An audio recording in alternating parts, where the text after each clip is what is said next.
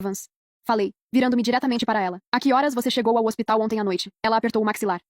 Eu não sou obrigada a responder isso. Não a mim. Respondi com calma. A eles.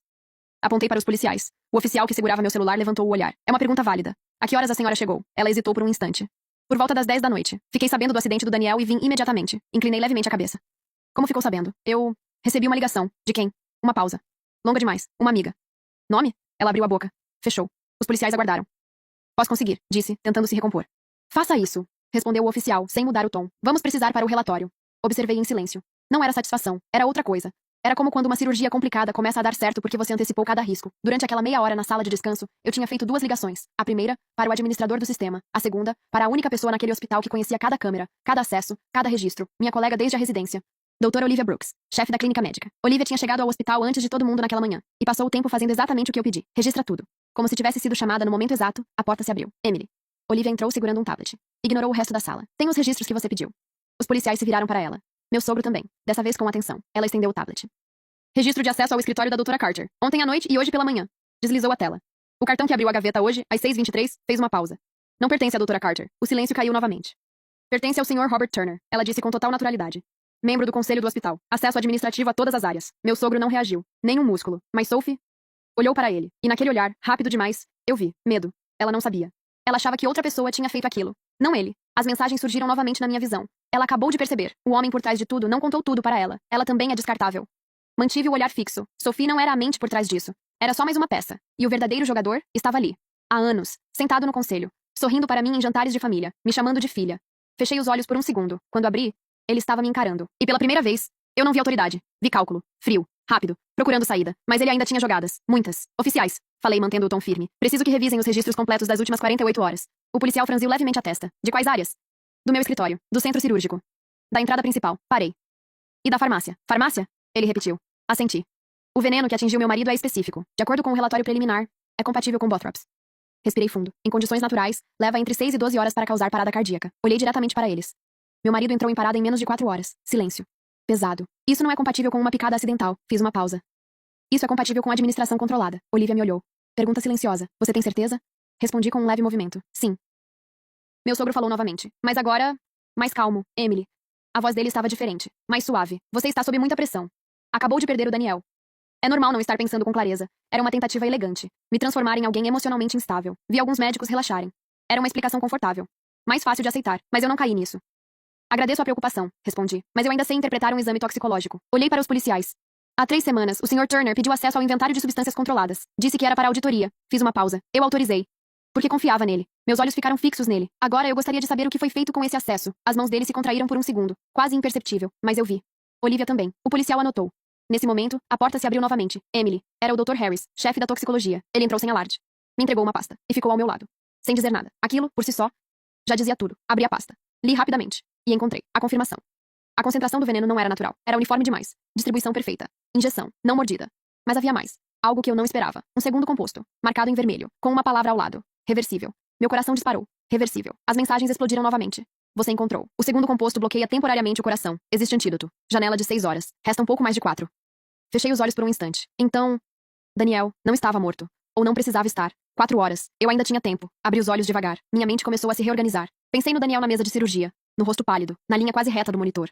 Pensei nos anos que passei ao lado dele. No quanto eu o amei. E no plano que ele tinha montado para me destruir. Aquilo nunca foi sobre me matar. Era sobre me controlar. Se eu tivesse entrado naquela cirurgia, assustada, pressionada, eu teria operado um homem em coma induzido. E depois, ele milagrosamente sobreviveria, graças ao antídoto.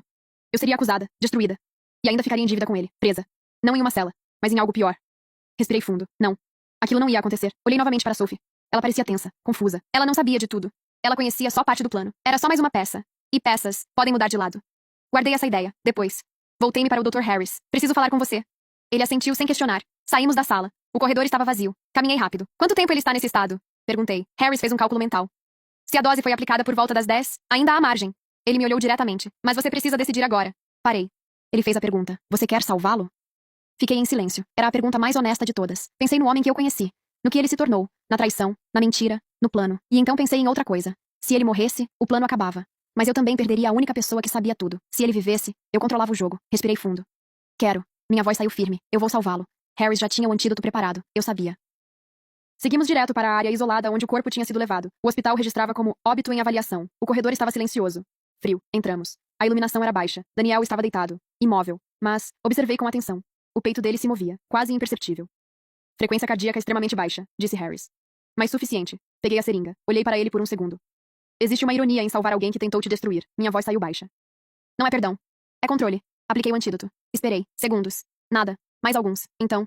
Os dedos dele se moveram. Levemente. Depois os olhos. Um som fraco escapou da garganta. O corpo estava voltando. Harris registrou tudo.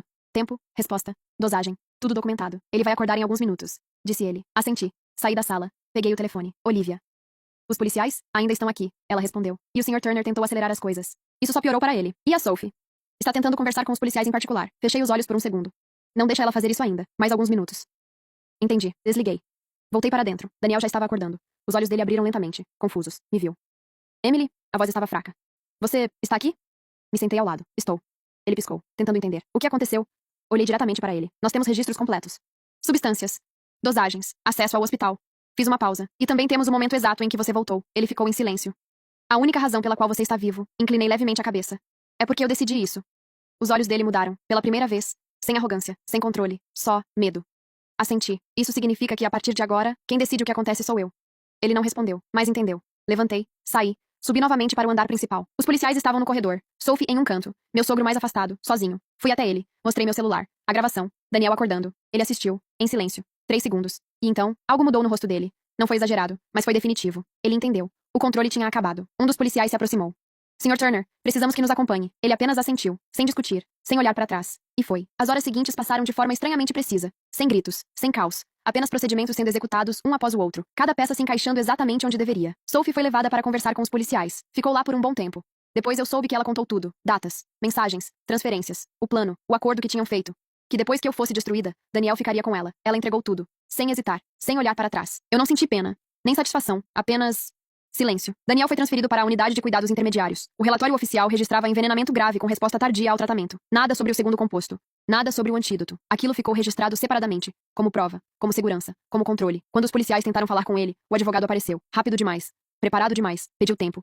E conseguiu. Antes de sair do hospital, fui vê-lo mais uma vez. Ele estava deitado, olhando para a janela. Quando ouviu meus passos, virou o rosto. Me encarou. O advogado disse que o melhor é cooperar. A voz ainda estava fraca. Ele está certo. Fiquei em silêncio. Então ele perguntou. Por que você me salvou? Olhei para ele, sem emoção. Porque foi a minha decisão, não sua. Não do seu pai, minha. Ele sustentou meu olhar por alguns segundos, mas não disse nada. Saí. No corredor, Olivia estava me esperando, com 2 cafés. Me entregou um. Ficamos em silêncio por alguns segundos. Quanto você já tinha percebido ontem? Ela perguntou. Nem tudo. Respirei fundo. Só tinha a câmera, os acessos, e a chance de alguém cometer um erro. Ela me olhou de lado. E se ninguém errasse? Tomei um gole do café. Eu tinha outras opções. Ela deu um leve sorriso. Claro que tinha. Mais tarde, naquele mesmo dia, o Sr. Turner foi formalmente preso, sem resistência. Sem discurso. Minha sogra já não estava mais no hospital. Não procurei por ela. Não era necessário. No fim do turno, assinei tudo normalmente. Como qualquer outro dia. A chefe de enfermagem perguntou se eu queria alguns dias de folga. Neguei. Saí do hospital ao final da tarde. O ar estava frio. Pesado. Parei por um instante antes de entrar no carro. Olhei para trás. Para o prédio. Iluminado. Funcionando. Como se nada tivesse acontecido. E pensei. Na mulher que poucas horas antes estava parada diante de uma gaveta vazia. Com medo. Confusa. Sem saber quanto tempo tinha antes de tudo desmoronar. Ela tomou uma decisão. E aquilo foi suficiente. Entrei no carro, liguei o motor e fui embora, sem olhar para trás.